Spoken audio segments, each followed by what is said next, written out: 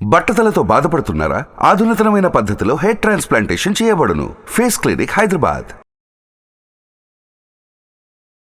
Sir నమస్తే sir Giribabu గారు. నమస్తే అండి. సార్ గిరిబాబు గారు, కొత్త ఆర్థిక సంవత్సరంలోకి అడుగుపెట్టేసాము.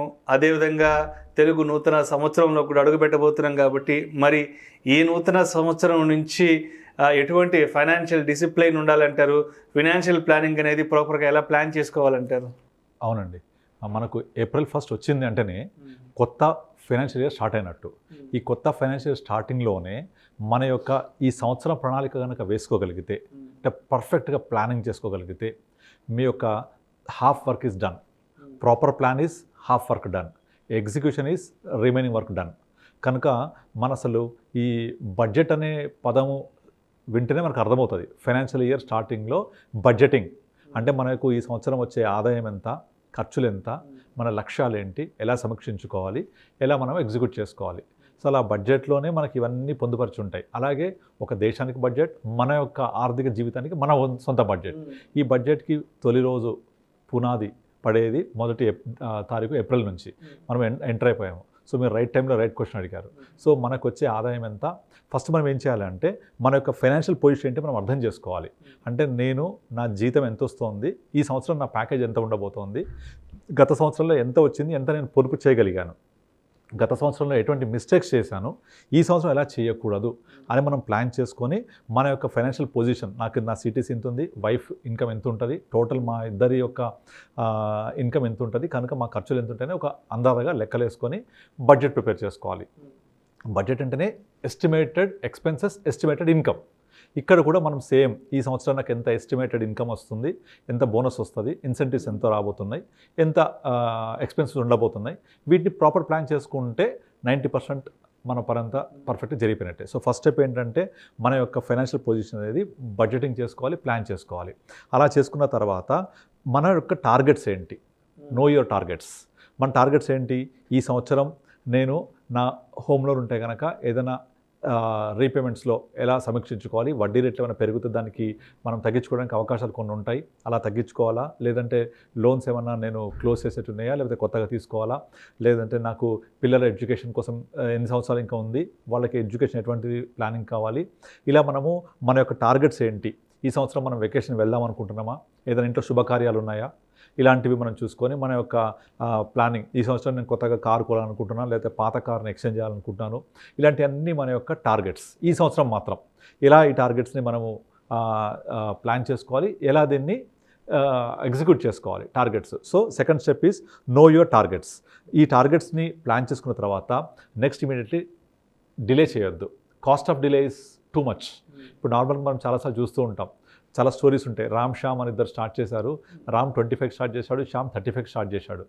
ఇద్దరు సేమ్ అమౌంట్ ఇన్వెస్ట్ చేస్తారు, కానీ మెచ్యూరిటీలో వచ్చే ఇన్వెస్ట్మెంట్ వచ్చే రిటర్న్స్ టూ మచ్ తేడా ఉంటుంది, క్రోర్స్ తేడా ఉంటుంది ఒక 10 సంవత్సరాల గ్యాప్ వచ్చినప్పుడు.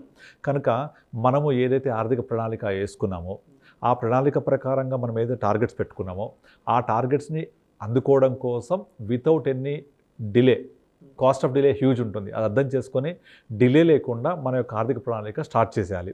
అలా స్టార్ట్ చేసేటప్పుడు మనం ఏం చేయాలి, నా యొక్క టార్గెట్స్ ఏమి ఉన్నాయని చెప్పేసి ఆ టార్గెట్స్కి తగ్గట్టుగా మన యొక్క ఆర్థిక ప్రణాళిక ఉండాలి. Not all eggs in one basket. అన్ని ఎగ్స్ ఒక బాస్కెట్లో పెట్టొద్దు, పెడితే ఒకటి ఖరాబ్ అయితే అన్నీ ఖరాబ్ అవుతాయి. కనుక మన టార్గెట్స్ ప్రకారంగా నాకు రిటైర్మెంట్ అనేది ఎన్ని సంవత్సరాలు రాబోతోంది, అది లాంగ్ టర్మ్ కాబట్టి దాని యొక్క బడ్జెటింగ్ ఎక్కడ చేసుకోవాలి, దాని యొక్క ఇన్వెస్ట్మెంట్ ఎక్కడ ఉండాలి. రిటైర్మెంట్ కోసం అని చెప్పేసి ఎవ్రీ చేయకూడదు, తర్వాత పిల్లల ఎడ్యుకేషన్ కోసం అని చెప్పేసి ఒక ఇన్సూరెన్స్ పాలసీ తీసుకోకూడదు. ఎందుకు, ఆ ఇన్సూరెన్స్ పాలసీ అనేది ఇన్వెస్ట్మెంట్ ఎప్పుడు కాదు, కానీ అన్ఫార్చునేట్లీ ఒక insurance policy for your children education, ఒక insurance policy for your retirement, ఒక insurance policy for your children marriage అని అన్ని ఇన్సూరెన్స్ పాలసీస్ అంటగడుతూ ఉంటారు. సో అది చాలా చాలా తప్పది. సో ఈ ప్లానింగ్ చేసేటప్పుడు నా యొక్క అవసరం ఎంత, ఇప్పుడు నేను ఇన్సూరెన్స్ పాలసీ కనుక తీసుకొని ఇది పిల్లల పెళ్ళిళ్ళ కోసము లేదా ఎడ్యుకేషన్ కోసం అని కనుక లెక్కేసుకొని ప్రీమియం కడితే ఆ మెచ్యూరిటీ వచ్చేప్పటికి ఆ వచ్చే ఎక్స్పెన్సెస్ మెచ్యూరిటీ కంపేర్ చేస్తే ఏ మూలకు సరిపోదు. ఎక్స్పెన్సెస్ ఏమో, ఎడ్యుకేషన్ ఎక్స్పెన్స్ ఏమో విపరీతంగా పెరుగుతుంటాయి, మనం చేసే పెట్టుబడి ఏమో అక్కడ కనీసం ఒక 1 year ఎడ్యుకేషన్ ఫీజు కూడా సరిపోదు. కనుక మనం చేసే ఇన్వెస్ట్మెంట్ మన అవసరాలకు సరిపడా ఉండాలి. ఆ సరిపడా ఉండాలంటే ఇప్పటి నుంచే ఫస్ట్ స్టెప్ నుంచే ఆ జాగ్రత్త తీసుకోవాలి. తొలి అడుగులోనే మనం కనుక ప్రాపర్ ఇన్వెస్ట్మెంట్ చేసుకుంటూ వెళ్తే డెఫినెట్లీ అవసరమైనంత డబ్బులు మన చేతిలో సమకూరుతాయి. అలా అవసరం ఎంత ఉంటుంది, మనకు ఎంత కావాలి అది తెలుసుకోవాలి. ఫస్ట్ ఎంత కావాలి, ఎంత సేవ్ చేయాలి, ఎంత మన దగ్గర సమకూరుద్ది ఆ టైం వరకల్లా, అది కంపల్సరీ చూసుకోవాలి. కనుక అన్ని ఒక దగ్గర పెట్టకుండా మనము ఏదైతే ఫ్యూచర్ ప్లాన్ చేస్తామో అది మనకు ఒక ఆర్థిక భరోసా ఇస్తుంది. ఓకే, నాకు నెక్స్ట్ 10 years తర్వాత మా పాప లేక బాబు పలానా ఎడ్యుకేషన్కి వస్తే ఇంత అవసరం అయింది, ఇవాళ డాక్టర్ ఫీజు ఎంత, డాక్టర్ మెడిసిన్ చదవాలంటే ఎంత ఫీజు ఉంది, ఈరోజు ఇంజనీరింగ్ చదవాలంటే ఎంత ఫీజు ఉంది, 10 years తర్వాత అది ఎంత అవ్వబోతోంది విత్ ఎక్స్పెక్టెడ్ ఇన్ఫ్లేషన్ తోటి, ఎంత అవుతే నా దగ్గర ఎంత పెట్టుబడి పెడుతున్నా ఎంత అమౌంట్ వస్తుంది at the rate of 12-15%, 16% rate of return వేసుకుంటే అనే ఈ ప్రణాళిక కనుక వేసుకొని మీరు కనుక ఎస్టిమేషన్తో కనుక ఉంటే మీకు ఒక ఆర్థిక భద్రత ఇస్తుంది. అది అంటే ఓకే, నాకు అవసరానికి సరిపడ డబ్బులు ఉంటాయి అనే ఒక అందాల మనం ఎస్టిమేషన్ అయితే వేసుకుంటామో అది మీకు పర్ఫెక్ట్గా మీకు సూటబుల్ ప్లానింగ్ అయినప్పుడు, ఎగ్జిక్యూషన్ చేసుకున్నప్పుడు, ఆ మెచ్యూరిటీ వచ్చినప్పుడు ఎటువంటి ఇబ్బంది లేకుండా హ్యాపీగా మనం ఆ ఖర్చుల్ని గట్టెక్కించవచ్చు. సో అలా కాకుండా చాలామంది ఏం చేస్తారు, అనుకోలేదు ఇంత ఖర్చు అవుద్దని, అనుకోలేదు ఇంత అయిద్దని, నేను పెట్టినప్పుడు ఇంత లేకుండే, ఇట్లాంటి పనులు చేస్తుంటారు. అలాంటి అసలు చేయొద్దు. దాని అన్నిటికీ మన బడ్జెటింగ్ ప్రణాళిక అంటాం, అది ఇప్పటి నుంచి స్టార్ట్ చేసుకుంటూ వెళ్ళాలి. దీని తర్వాత అన్నిటికంటే మర్చిపోకూడదు ట్యాక్స్ ప్లానింగ్. మనం నార్మల్గా ఏ పెట్టుబడి పెట్టినా దానికి ట్యాక్స్ ఇంప్లికేషన్స్ ఉంటాయి. ఈ ట్యాక్స్ ఇంప్లికేషన్స్ మనం పెట్టిన ఇన్వెస్ట్మెంట్లో ఎంత ఇంప్లికేషన్ ఉంటుంది, దీని మీద నేను వచ్చిన పెట్టుబడి ఫలం మీద ఎంత ట్యాక్స్ కట్టాలి. సో లీస్ట్ ట్యాక్స్ అంటే మనకు క్యాపిటల్ మార్కెట్స్, మ్యూచువల్ ఫండ్స్లో 10% క్యాపిటల్ గెయిన్ ట్యాక్స్ ఉంటుంది. Long term capital gain tax 10% after first 1 lakh. అదే ఎఫ్డీ చేస్తే 30% మన స్లాబ్ ప్రకారం కట్టాలి, 30, 20, 10 డిపెండ్స్ ఆన్ యువర్ స్లాబ్. అలాగే ఇన్సూరెన్స్ పాలసీ తీసుకుంటే మెచ్యూరిటీస్ ట్యాక్స్ ఫ్రీ.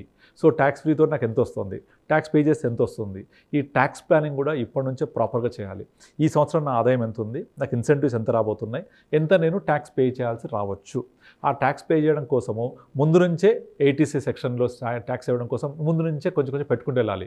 నేను చాలామంది చూస్తుంటాను, డిసెంబర్లో వచ్చేప్పటికి ప్రూఫ్ సబ్మిట్ చేయాలి. డిసెంబర్లో ప్రూఫ్ సబ్మిట్ చేయడం కోసం ఇక పరిగెడుతూ ఉంటారు. ఎంత చేయాలి అంటే నాకు 1 lakh కదా కావాలి, డబ్బులు లేవు. ఆ 1 lakh కావాలి, డబ్బులు లేవు కాబట్టి ఒక ఇన్సూరెన్స్ పాలసీ తీసేసుకోవాలి, లేదా ఇంకేదో తీసేసుకోవాలి. ఇలా పరిగెత్తుకుంటూ చేస్తుంటారు. 90% ఇలాగే చేస్తూ ఉంటారు. చాలా తప్పది. సో మనము ఈ ప్లానింగ్ అనేది ముందు నుంచి చేసుకుంటూ ఒక ఈఎల్ఎస్ఎస్లో ఎస్ఐపి స్టార్ట్ చేయడము, లేకపోతే ఒక పీపీఎఫ్లో స్టార్ట్ చేస్తుంటే కంటిన్యూ చేయడము, లేక సుకన్య సమృద్ధి యోజన అనే పథకం ఆల్రెడీ స్టార్ట్ చేసి ఉంటుంది కంటిన్యూ చేయడము, ఇట్లా ప్లాన్ చేసుకుంటూ ఉంటే మీకు కరెక్ట్గా డిసెంబర్ వచ్చేప్పటికల్లా సరిపడా అమౌంట్ మనకి ఏటీసీ కింద, హెల్త్ పాలసీ అయితే ఏటీడీ కింద కరెక్ట్గా వచ్చేస్తుంది. సో ట్యాక్స్ ప్లానింగ్ ఉండాలి, ఇవన్నీ కూడా ప్రాపర్గా రావాలి. కనుక అదొకటే కాకుండా ఎవ్రీ క్వార్టర్ రివ్యూ చేసుకుంటూ రావాలి. రివ్యూ చేసుకుంటూ నా ఆర్థిక ప్రణాళిక కరెక్ట్గా వెళ్తుందా లేదా. ఇప్పుడు మన వెహికల్ ఉంది, ఎవ్రీ 6 monthsకి మనం సర్వీసింగ్ ఇస్తామా లేదా, ఎవ్రీ 1 yearకి మనము బాడీ చెకప్ చేయించుకుంటాం కదా, health checkup, every year health checkup చేయించుకోవాలి, ఎవ్రీ 6 monthsకి వెహికల్ చెకప్ చేయాలి, ఎవ్రీ క్వార్టర్లీ మన ఇన్వెస్ట్మెంట్ రివ్యూ కూడా చేసుకోవాలి. ఇది మనం చేయలేకపోతే అడ్వైజర్ ద్వారా వెళ్ళొచ్చు. సో అట్లా మనం ప్రాపర్గా మనము ఫైనాన్షియల్ ప్లాన్ చేసుకోవాలి, తర్వాత మన టార్గెట్ ఏంటో తెలుసుకోవాలి, తర్వాత డిలే ఉండకూడదు, ఎగ్జిక్యూట్ చేసుకోవాలి, అలాగే ఫైనాన్షియల్ భద్రతగా ఉండేలాగా మన యొక్క ఆర్థిక ప్రణాళిక ముందుకెళ్ళాలి. అట్లా చేసుకుంటే మళ్ళీ నెక్స్ట్ April 1st వచ్చేప్పటికల్లా పర్ఫెక్ట్గా ఉంటాం మనం. సో ఇది దేశానికి ఒక ఆర్థిక మంత్రి ఎలా చేస్తారో మన కుటుంబానికి మనమే ఆర్థిక మంత్రి. సో మన ఆర్థిక మంత్రి మనం కాబట్టి మన ప్రణాళిక మనం చేతిలో ప్రాపర్గా చేసుకుంటూ వెళ్ళాలి. Thank you so much Giribabu garu. Thank you అండి. కొత్త ఆర్థిక సంవత్సరంలో, కొత్త తెలుగు సంవత్సరంలో మరి ఫైనాన్షియల్ డిసిప్లిన్ విషయంలో ఎటువంటి జాగ్రత్తలు తీసుకోవాలనే అంశం గురించి చాలా చక్కగా మీ విశ్లేషణ తెలియజేశారు. Thank you so much sir. Thank you అండి.